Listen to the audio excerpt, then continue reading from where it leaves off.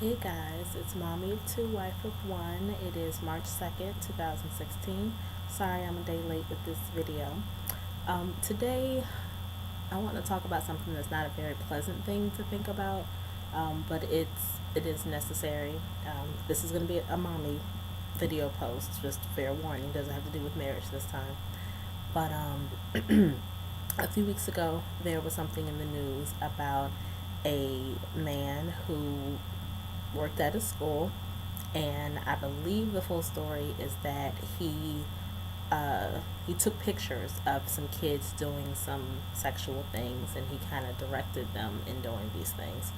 And obviously, whenever you hear anything in the news about that, or a teacher taking advantage of a student, or any incident of a child being abused, specifically sexually, it brings to mind the idea of having a conversation with your children about the proper way they should and should not be touched.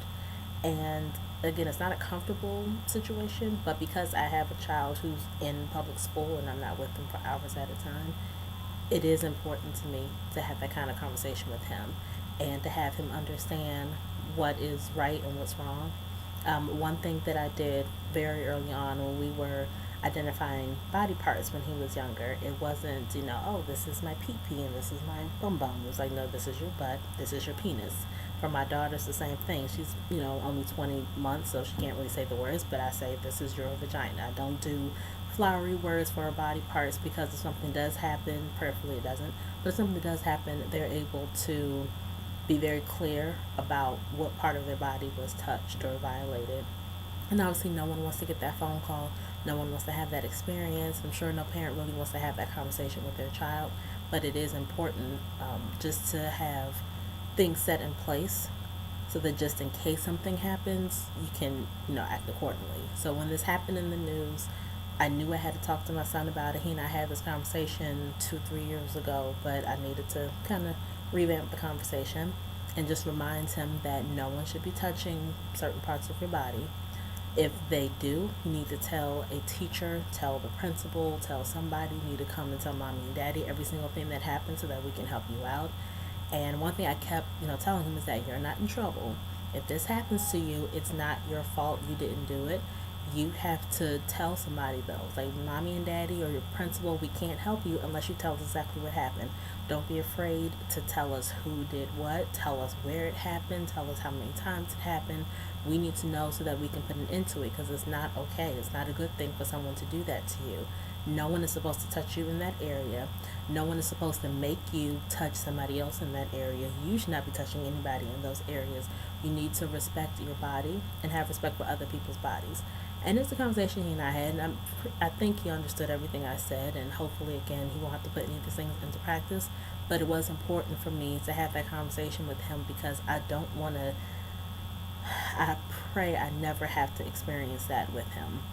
And it's one of those things that when you become a mom or become a dad, you have that joy of having someone calling you mommy or daddy. You have that joy of holding a child that looks like you. You have that joy of being able to raise this little person to be nice and polite and smart and all that stuff.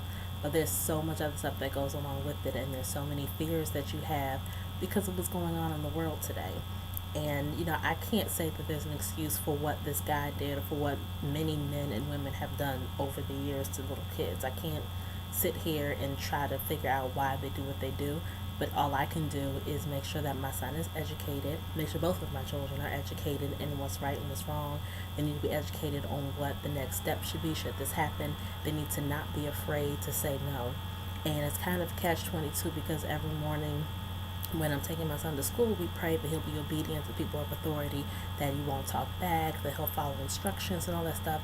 And while all of that is still important, I have to tell him that, when they're telling you to do something, make sure it's something you're supposed to be doing. If you feel uncomfortable with what they've asked you to do, then you may need to talk to a principal.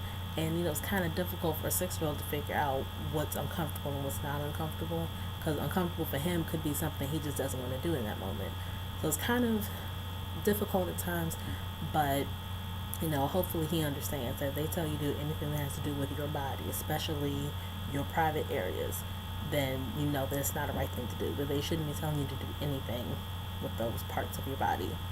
And so hopefully, the conversation works. And unfortunately, I have to have that conversation again with him probably in a couple of years. I think it is important to not just have it once and pray that it sticks, because where a child is out of sight, out of mind, you have that conversation with them on Tuesday, and by Friday they've forgotten all about it because they haven't experienced anything.